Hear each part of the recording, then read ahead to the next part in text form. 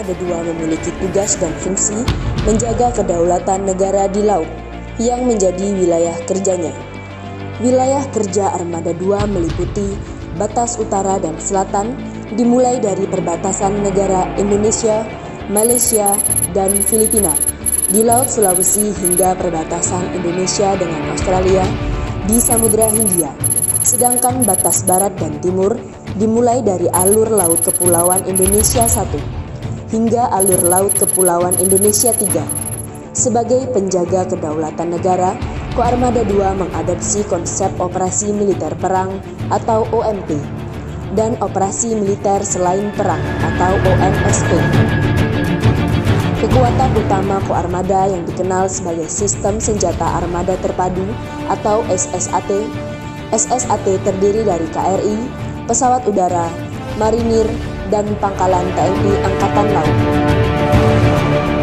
Dalam pembinaan kekuatan dan kemampuan SSAT, Panglima dibantu oleh staf pembantu yang terdiri dari Kepala Staf Koarmada II yang bertugas sebagai koordinator dan memberikan pengarahan kepada staf umum Panglima yang terdiri dari inspektorat, para asisten, para kepala dinas, para komandan satuan, dan komandan kolat.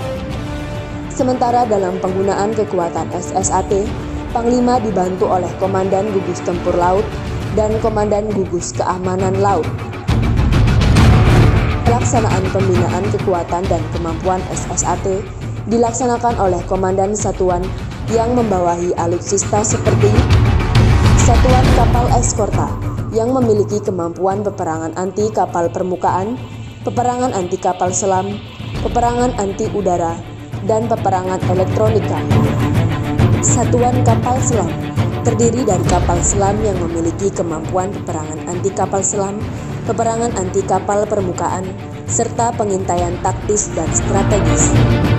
Satuan Kapal Amfibi yang memiliki kemampuan mengangkut personil, kemampuan bicing tempur, serta pendaratan administrasi.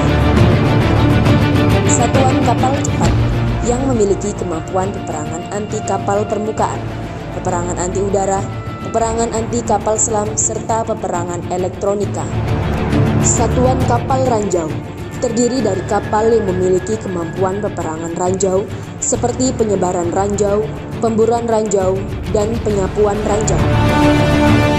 Satuan Kapal Bantu terdiri dari kapal bantu angkut personil, bantu logistik cair dan minyak, bantu tunda samudra, dan kapal latih tiang tinggi.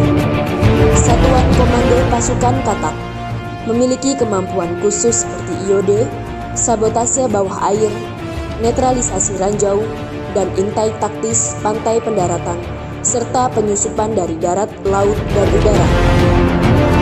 Satuan Udara memiliki kemampuan patroli udara maritim, angkut personil terbatas, dan mampu melaksanakan peperangan anti kapal selam. Satuan Marinir terdiri dari 1 batalion tim pendarat bersenjata lengkap dan memiliki kemampuan memasuki pantai pendaratan secara senyap.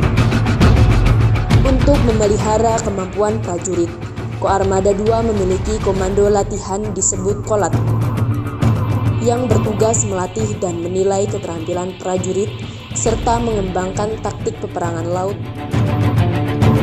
Penggunaan kekuatan SSAT dilaksanakan oleh Gugus Tempur Laut bertugas melaksanakan OMP.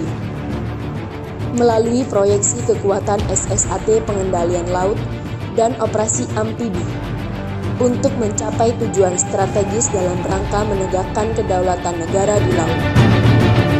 Gugus Keamanan Laut bertugas melaksanakan OMSP melalui proyeksi kekuatan SSAT dalam bentuk patroli keamanan laut, kegiatan kemanusiaan dan menegakkan hukum di laut, maupun menciptakan kondisi yang menguntungkan bagi operasi tempur laut. Unsur SSAT yang terakhir terdiri dari Pangkalan Utama TNI Angkatan Laut disebut Lantamal dan Pangkalan Angkatan Laut disebut Lanal. Pangkalan TNI Angkatan Laut terletak di lokasi strategis dan berfungsi menjamin ketahanan alutsista di daerah operasi.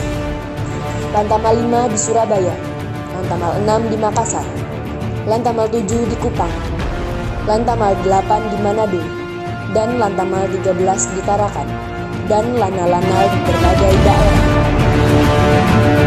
Pada umumnya, pangkalan TNI Angkatan Laut memiliki fasilitas pemeliharaan dan perbaikan, fasilitas labuh, rumah sakit, dan mampu mendukung bekal ulang. Koarmada 2 siap mendukung dan mewujudkan Indonesia sebagai poros maritim dunia demi kejayaan bangsa dan negara.